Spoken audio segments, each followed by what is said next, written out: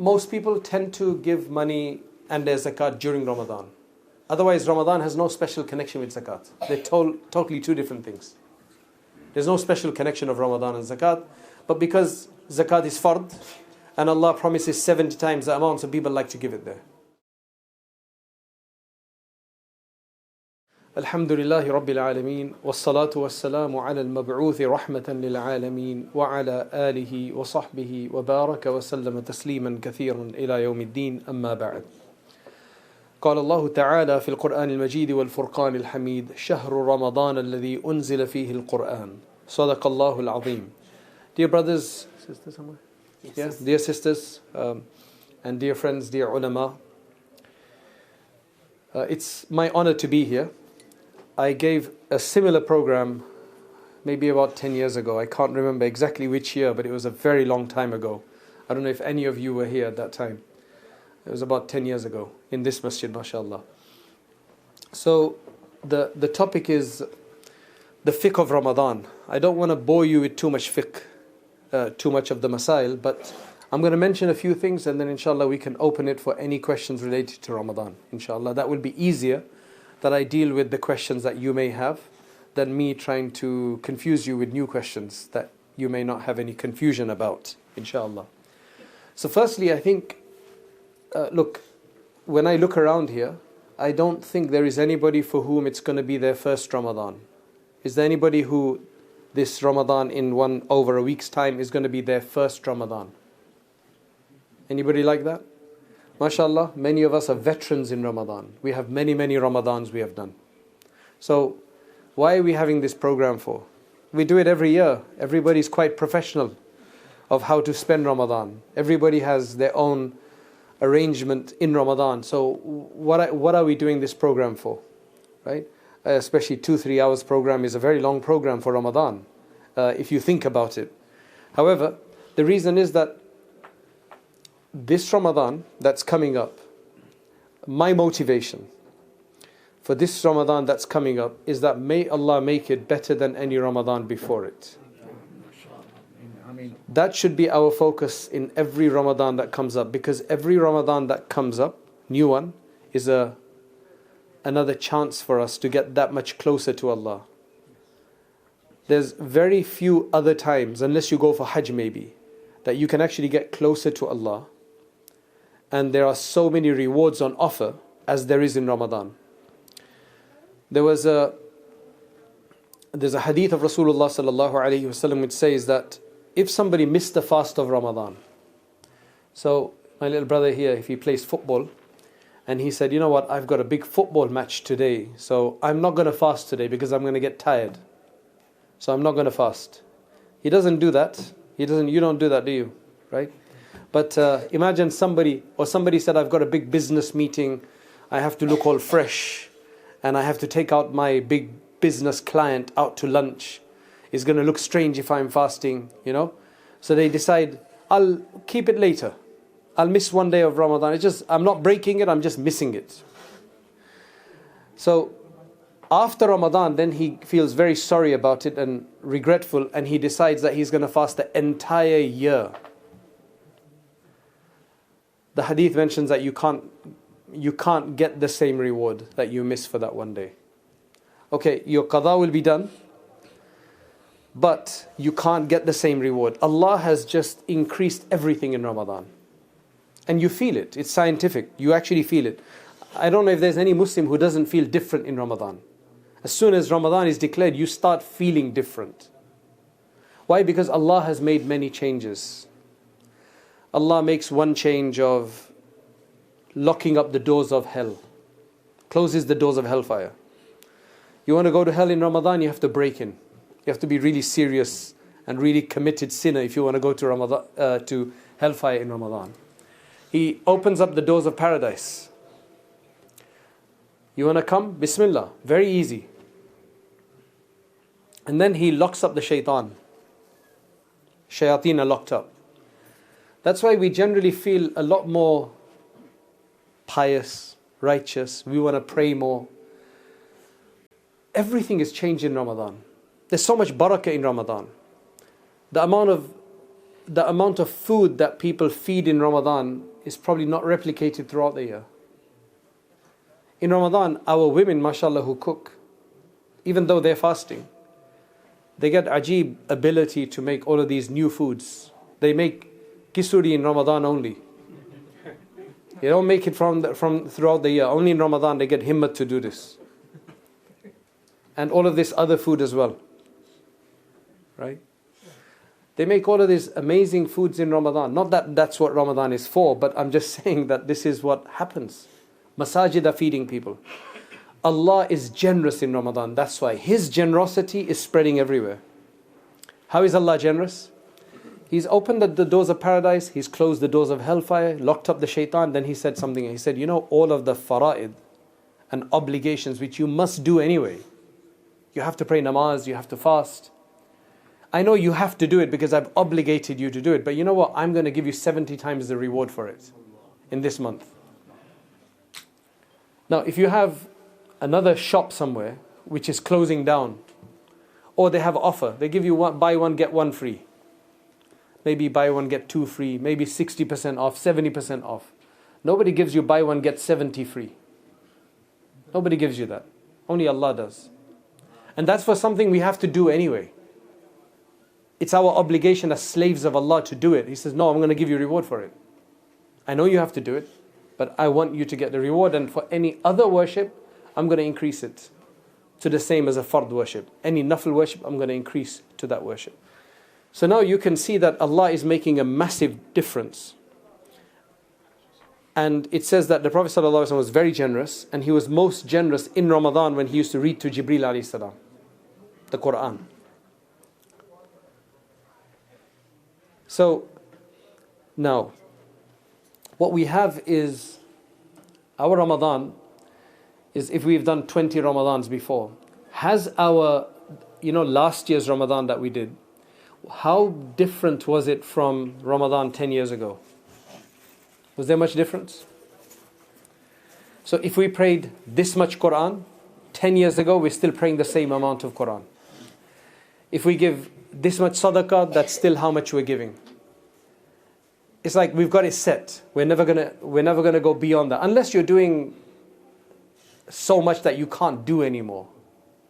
MashaAllah, there are some people, their time is, they can't do anymore in Ramadan. Unless Allah opens up more time for them. Because they regulate their Ramadan and fix it in such a way that no time is wasted, no moment is wasted. But most of us aren't like that, right? So I'll give you a few examples. Our young brothers, when they finish college and they're going to go and get their first job, they're going for an interview. Now, usually you have to have like a blazer or something and look a bit formal, right? To go for interview. And you don't have a blazer, you just need a blazer. So a blazer from Primark will be okay, right? A blazer from Asda. A jacket from Asda, which should be okay for your first meeting. After a few years, will you still wear a blazer from Primark? No. What's wrong with Primark? Right? You know what I mean? Then it becomes, we need designer. It needs to be Gucci, Canali, Giorgio Armani. Then maybe it needs to be hand-stitched ones, especially for you because we moved up in the world. A young man, he needs a car. Any car is fine. Give me a banger, it's okay. After a few years, no, I need this car. In everything, we become, mashallah, more refined. We become more professional. We become more particular. In everything. Even in jubbas. We become particular. Little kid, have you got a phone? No. Would you be happy if you got a phone? Yeah. If I gave you like a very old phone, would you be happy with that? I'll still be okay, right? Yeah. Any phone works. Now, if I ask our older brother, any phone works for you? No, you're going to need a special phone now, So, but when it comes to Ramadan, we're still doing what we used to do before. We're still on beta version. We haven't upgraded. We're still doing what we did before, the off-the-shelf, no frills brand version that we've been doing, and we think that's okay. Allah subhanahu wa ta'ala is actually in Ramadan giving us a making so much changes, giving us an excuse to do better. That's why my dua, and may Allah accept it for all of us, is always every Ramadan, Ya Allah, make this Ramadan better than any Ramadan before it. Make me closer to you than I've ever been before. Raise my iman to a level I've never been before and maintain it for me. That's the most important thing. Now the way to get the most out of Ramadan is obviously to do it correctly and to time everything. If you want to be efficient in anything, you need to time everything. Let's just say you're going for a trip to Turkey. You're so busy you have no time to check out where to go to, what the tourist spots are. You just heard is good, very good, big nice masjids there, good food there, good markets there, you heard from your friends. So you book a ticket and you're so busy you didn't check, and then suddenly you get on the flight and you go. And when you go there, then you've booked a hotel, and now you're looking, where should I go? You're going to waste so much time in finding out where to go. You only got 3 days. But if you have everything booked from before, I'm going to do this on this day, this at this time, and this much on this day, inshallah, you're going to have a lot more barakah in time. This is what our ulama tell us as well. And this is what any productivity expert, anybody who's efficient, will tell you the same thing. We need to be organized. So in Ramadan, our schedule needs to be organized around the salat, the masjid, the fasting, and if we're still working, then our work. And see in between. So we don't have to do, for example, we don't have lunch because we're fasting. So in lunch, what can I do to replace it? Should I just sit and relax and do social media, watch some WhatsApp videos and things like this? Or what should I do? No, I've got to have 45 minutes or 1 hour for my lunch break. I'm going to read 1 juz inside there. I'm going to read my dhuhr, and I'm going to read 1 juz in there, and I'm going to do X, Y, and Z. When I come back, I'm going to relax a bit, then I'm going to go to the masjid, and I'm going to stay in the masjid from this time to this time. And I'm going to do this many prayers, this many qada prayers, this much tahajjud prayer. The best way to do it is to organize it with the family. That's a topic I'm going to discuss more, inshallah, in the other masjid. But it's to organize with the family, the tartib, with the whole family in place. So, that is just some encouragement and some motivation that Allah subhanahu wa ta'ala will make this Ramadan good for us. In terms of the fiqh of Ramadan, I'm going to open it up to questions, but I'll just mention a few things regarding fasting, taraweeh, i'tikaf and zakat, just so that certain things that come into my mind that I think may be useful, and then after that, inshallah, if you have any questions, you can ask that. So as you know, that if somebody eats in Ramadan, forgetting he's fasting. So first day of Ramadan or second day of Ramadan, and there's some sweets there or some biscuits there or some coffee there, and you're feeling tired, and you just start drinking some coffee. You didn't realize you're fasting. Even if you had a full meal, your fasting will not break. Allah has that has been forgiven. Yes, in one madhab it does break, but in our madhab, in most of the madhab, it does not break. However, if you eat by mistake, or you put something down your throat by mistake, it will break. Mistake is different from forgetting. Mistake means, for example, if I was washing my mouth in wudu, and I wasn't careful, if you're not careful, like you start gargling, and some water went down, that will break the fast. You have to make it up later. Of course, if you eat on purpose, knowing you're fasting and you eat on purpose, then that's qada and kafara, which means 60 fasting like that.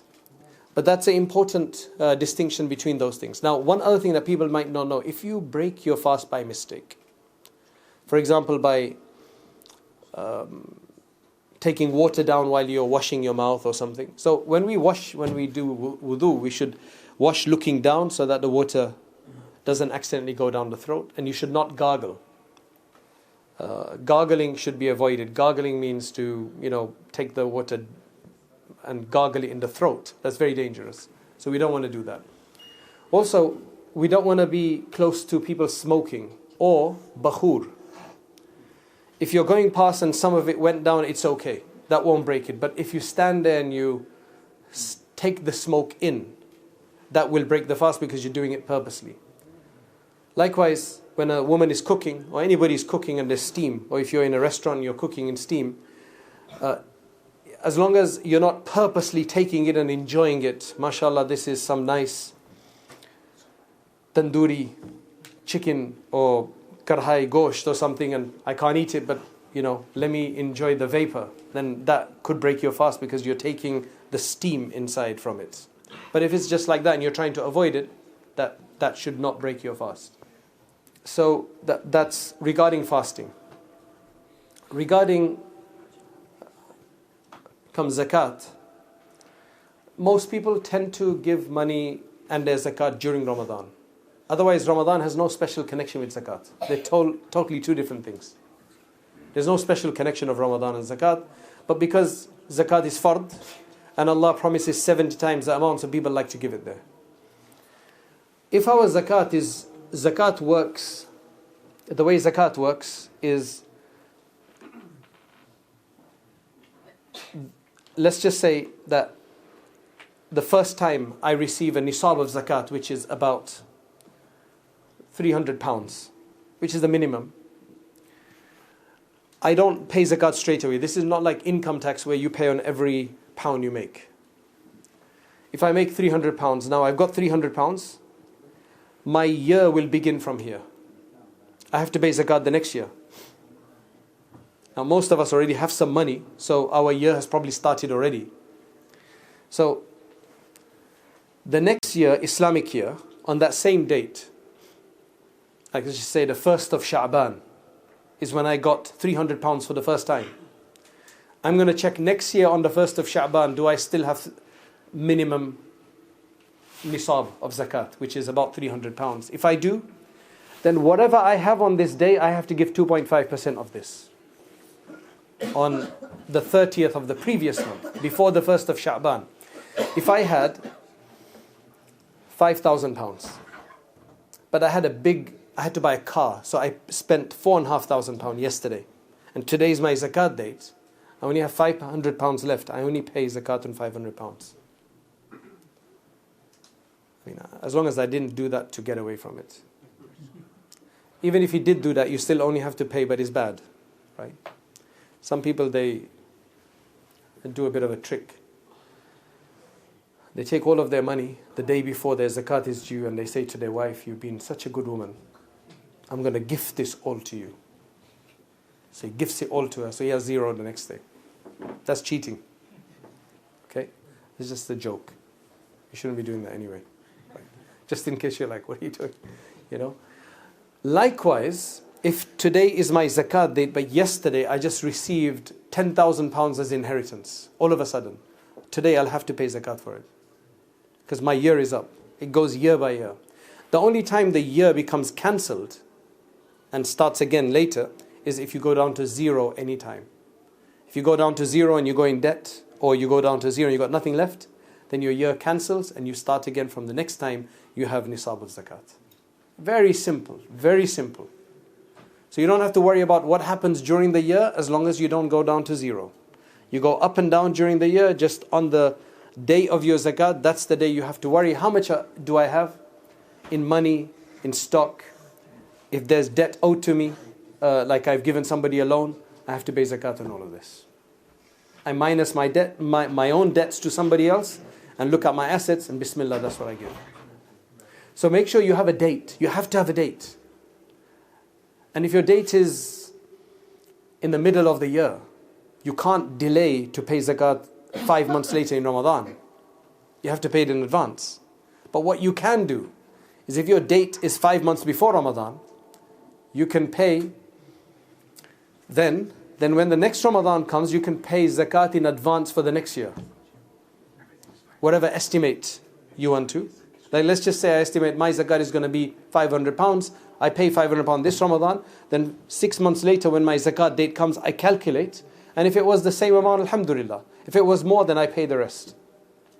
And if it was less, alhamdulillah. Nafil, it's fine. So you could do it that way. Otherwise, don't make sure that your zakat has to be normal. It doesn't have to. It has to go year to year according to the Islamic dates. The other thing is about i'tikaf. I'tikaf should be done, and it's it's a very, very strongly emphasized sunnah. The Prophet ﷺ always did it. I'tikaf of the last 10 days in any masjid that is a permanent place and that has the 5 daily prayers there. That's the only obligation. This is a permanent masjid, right? So you have i'tikaf. At least there should be one person doing i'tikaf. If nobody in the community does i'tikaf, then everybody's blameworthy for this. At least there should be one person doing i'tikaf. And the purpose of i'tikaf is for us to just come into the house of Allah and say, Ya Allah, I've come to the door of your house and I need to be accepted. I need you to give me all of these, whatever I need. And Allah is very generous. Allah is very soft and compassionate. When He sees somebody making any effort, He's willing to give them. He just wants to see that somebody recognizes Him. Say that there's a person in hellfire, a sinful Muslim who gets into hellfire and is being punished. After one punishment, he suddenly says, didn't my Allah promise so and so? Immediately Allah says, get him out because he knows me. Allah just wants us to know Him, recognize Him, respect Him, honor Him, and devote ourselves to Him. So let us make some schedules of how we can make this Ramadan better than any before it. I'm going to give this much more sadaqah. I'm going to do this much more salat. I'm going to calculate my qada prayers and start making them up. I'm going to do this much more Quran. And in my Quran, see, we're all getting older and ultimately we're going to meet with Allah subhanahu wa ta'ala. So in Quran, most of us just focus on reading Quran. We just read. And mashallah, Allah ta'ala accept our masajids. They're filled with people, mashallah, sitting, finishing many, many Qurans. But there are two other aspects of the Quran which we're missing. One is understanding the Quran. Allah subhanahu wa ta'ala has sent every one of us. Have you seen the email from Allah that He sent us? Have you seen it? Have you guys seen the email from Allah? No? The Quran. Allah sent an email to us. A message, email, WhatsApp message, whatever you want to say. And we're going to go to the hereafter and Allah is going to say, I sent you a message, by WhatsApp, by email. Did you open it and check it? I wanted to. I knew it was there. I knew I had to check it, but I never got around to doing it. I've had this occasion when I'm very bad with email, right? So some people say, brother, I sent you email. I said, yeah, you're right. I'm really sorry, man. I'm very bad with email. You should have sent me a reminder. You're going to tell Allah that? Allah sends reminders. This is a reminder. So Allah has sent us the Quran. Alhamdulillah, many of us do read it. But how many of us have read the whole thing to understand it just once? What is Allah telling us? We're not reading it to give fatwas. We're not reading to become scholars. We're reading it to just become aware of Allah. Allah speaking in the Quran. He tells us who He is, what He's doing, what He likes, what He doesn't like, how He rewards, how He punishes, what He's done before, what He will do. It's amazing. That the way to get to know Allah is through the Quran. And we're going to die and we would never have read even it once. So let us make an effort that this Ramadan, right now, we're going to begin. So by the time, we may not be able to finish the whole meaning in the Quran, fine. This Ramadan, let us make an intention that before I die, I want to make sure to at least read it once, if not 2, 3, multiple times, inshallah. So if you're spending, let's just say somebody's spending 2 hours a day on the Quran, because you got school, work, whatever. You only got 2 hours. Many of our retired people have 7, 8 hours maybe, 10 hours. But if you've got 2 hours, maybe spend 50% of that 1 hour on reading. Like you do, Ramadan reading, 10 rewards for every letter, right? Spend 25% on understanding. Get a translation in whichever language, Bangla, Urdu, English, whichever one you want. And just read. Slowly, just read. What's the third thing then? The other 25%, half an hour, is to memorize. MashaAllah, many of us know some like 5, 10, 15 surahs. But why don't we learn more and become a bigger hafiz? Hafiz, usually we say for the one who learned the whole Quran. But I mean for just be a bigger Hafiz than we are right now. Right now we're Hafiz of 10 surahs. Hafiz means memorizer. Or we know 20 surahs. Let us learn 25 surahs, 30 surahs.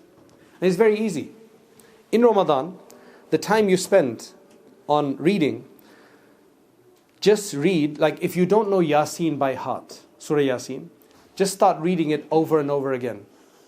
Yasin wal Qur'an al Hakim, Yasin wal Qur'an al Hakim, Yasin wal Qur'an al Hakim, Yasin wal Qur'an al Hakim, Yasin wal Qur'an al Hakim. You'll get faster because now you know it. You'll still get the reward for reading because you're still getting reward for every letter, 10 rewards. Whether you read it for reading or whether you read it for memorizing. But the benefit is that soon you'll memorize it. When you stand in tahajjud, you won't have to just say, oh, I only know Qul Huwallahu Ahad. Qul A'udhu bi Rabbil Falaq. You can read more. When you're traveling, you'll be able to read Quran. And ultimately in the hereafter, the more Quran you know, that's how high you can go in paradise. You may not become full Hafiz, that's fine. But at least we can learn more surahs that we know now than we know now. So that maybe, and if you want to be a Hafiz, Bismillah. It's not beyond Allah to make you Hafiz, by the way. So, may Allah subhanahu wa ta'ala accept. I'm going to stop here so that we can allow you to ask your questions, because it was supposed to be about the fiqh of Ramadan. I don't know how many questions you have, but let us begin inshallah. Whether it's about Ramadan, Zakat, or I'tikaf, or Taraweeh, inshallah. I'm a taxi driver, so when I'm in my car, if I don't have Udu, can I use my app? Can I recite? Yes, you can. You can use your app. You can use your app, and you can just, as long as you don't touch the words. So from the side, if you move it, it's fine. And when you read like a translation, same again, if I don't have Udu. Yeah, you can't touch the translation. You can touch commentary, but you can't touch translation. So if it's translation, you just move it carefully without touching the actual words. So you can touch the meaning, or you can't touch the translation, but if there's a commentary with it, you could touch that. But many don't have commentaries. Again, you just be careful and touch an empty space and move the page. Barakallahu feek. Also, what I'm going to suggest to the sisters is one of the most difficult things in Ramadan is to decide what to cook. And sometimes the men are not very helpful. They say, what shall I cook today? It's like, cook whatever you want. Sometimes it's easier for a woman to cook something they know they've planned to cook than to think of what to cook sometimes. So, mashallah, one secret we found very useful is before Ramadan, you actually make a schedule for the whole menu, a menu for the whole month. And then you just cook that every day. And then you adjust it. It makes life easier. I just want to share with the women. Yes, brother. Okay, some questions here. How do you calculate your qada prayers? You just think and think and think, how many prayers have I missed since I became mature, which was about the age of 13, 14. You get a rough estimate. Don't overburden yourself. Just get a rough estimate and start. And inshallah, once you do that, then you can always do a few more afterwards to be precautious. Right? And there's two ways. There's multiple ways of doing this. One way is that a person does one Fajr qada with every new Fajr, one Dhuhr with every Dhuhr. What a lot of people have told me is they found easier is to finish off one prayer first. Like get all of your Fajrs done. Do 5 or 10 in a day. And you feel, okay, alhamdulillah, I have no more Fajrs left. Then start on your Dhuhr, Asr, Maghrib, Isha, like that. And just keep a calculation. There are some apps as well that allow you to now keep the accounts for that as well if you want to. But at least if we start, inshallah, we can die trying. Even if we don't finish, Allah Ta'ala will help us, inshallah. But if we don't do anything, then it's an issue. Likewise for our fast as well. We should just make an estimate. I think you probably answered this, but... And how do we make up missed prayers maybe when we were younger and didn't pray? It's the same thing. You just make an estimate, a rough estimate, and then go with that. Inshallah. Please ask for me, does a breastfeeding woman whose milk supply reduces when she fasts need to fast? Her baby isn't on solids yet. So this needs a bit more nuanced answer. Go and contact a dietitian. You have dietitians, whether in the community or in the doctors, to see which there's certain there's certain foods that help in giving you energy and milk production. MashaAllah, in our third world countries, the women would have told you that already. There are certain foods that they will feed the breastfeeding woman to produce extra milk. So it's just mostly it's about a diet. I can't speak for everyone, but for most women it's about a diet. If they get a good diet, they can do everything. And the fasting are not that long as they used to be before. However, if you have a medical condition and you're really, you've tried everything and you're going to really struggle and your baby is going to be harmed, then you could have, and you know this from experience, or a good Muslim doctor will tell you the same thing, then in that case, you can fast later, outside, do qada instead. But you should try your best by getting a better diet, and Allah help you. And does brushing the teeth invalidate your fast? As some said you can if you don't swallow. So if you brush your teeth with no toothpaste, with no flavored stuff, like with miswak or a dry brush, you can brush all day long, right? As long as nothing goes down, you're fine. But if you brush with some toothpaste, then you're adding the taste, so it's makruh, it's undesirable. And if anything goes down, it will break. Otherwise, it's at least undesirable, reprehensible, because of the flavor you're adding to that. Some pregnant women can and cannot fast. What is the threshold? Same thing as the women who are breastfeeding. If they can change their diet and certain medications and so on, they should try to fast. And a lot of women fast when they're pregnant. There's no one rule that if you're pregnant, you don't fast. Right? However, if you are very weak and you got some complications, and it's just, try one or two. It's tough, I just can't do it. I get headaches, or I get this, or I get like severe migraines or something. Then miss some and then start again. A lot of the time it's your diet and your medication and your health. So consult with somebody specifically about that, but just don't give up just like that. Try a few, then if you get tired, miss one, try again. And because you just can't get that same reward. It's too valuable to miss. Question regarding intention. For Ramadan fast, when's the latest time you can keep an intention? And for qada fast, when's the latest? When do you have to make that intention? Now, mashallah, in Ramadan, Allah has made it specially for Ramadan. So, if you have an intention, like Taraweeh time, after Taraweeh, that I'm going to get up for suhoor, then isn't that an intention for fasting the next day? That's an intention. That's enough. You don't have to specially say, I am fasting tomorrow. As long as it's in your mind that I am fasting, that's enough. Some madhabs, they have to say it. So I've been to those masjids and the imam will make everybody do niyat. Nawaitu an asuma ghadan and so on, right? We don't have that because for us it's just, your intention is there. If your intention is to wake up for sahri and you're going to fast, your intention is done. In fact, even if you did not make intention, or you were half-half, should I fast tomorrow or not because I'm sick? Then in the morning, after the fast began, you did not eat anything, and then you decided, I'm going to make an intention at 9 o'clock in the morning, your fast will still count. Your intention counts until half the day. Half the day has passed. Half the day means from Fajr to sunset, half time. Not from sunrise to sunset, because that's later. Not noon. But from Fajr time to sunset, what is half the time? So it's usually an hour, half an hour, 1 hour before noon is where you can make intention until. Okay? That is for Ramadan. Outside Ramadan, if you're going to make qadha for Ramadan, then your intention has to be before Fajr time. Otherwise, if you fast, it's going to become nafil fast.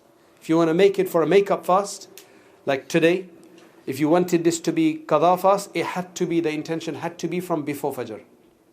Then this will become qadha fast, otherwise it'll become automatically nafil fast. Okay? So that's the intention part, that is just what's in your mind. Jazakallah khair, Allah bless you all. There were more hands up, but again, we've got a lot of question and answers on our fatwacenter.org, and Zamzam Academy has a lot of questions, and just check the YouTube channel out or the website out, inshallah. The point of a lecture is to encourage people to act, to get further, an inspiration, an encouragement, persuasion. The next step is to actually start learning seriously, to read books, to take on a subject of Islam and to understand all the subjects of Islam, at least at their basic level, so that we can become more aware of what our deen wants from us.